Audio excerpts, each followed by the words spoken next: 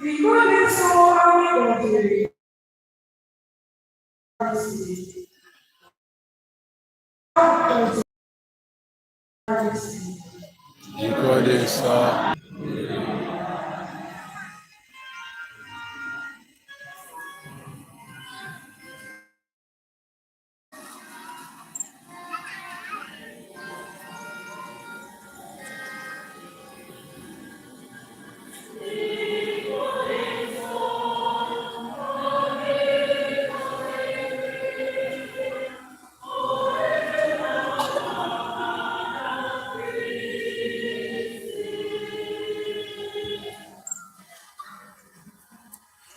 Iko dị nsọ anyị gọziri bụ oriri ahụ n'ọbara Kristi.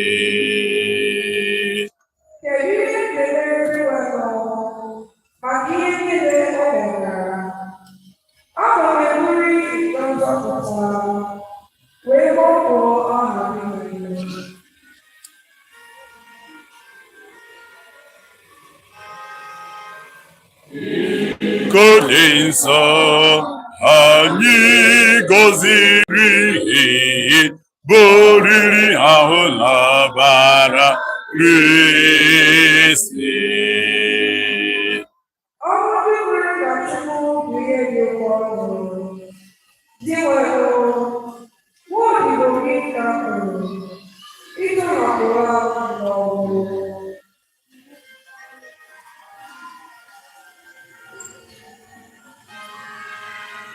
Iko dị nsọ anyị gọziri bụ oriri ahụ n'ọbara Kristi.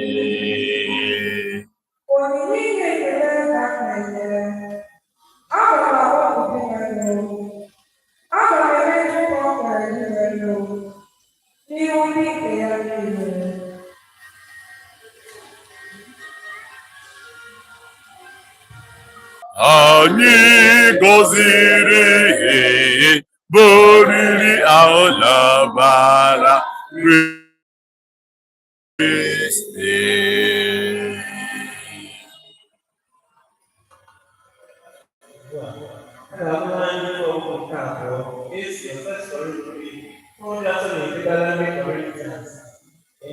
Chapter 11, verse 23 to 26.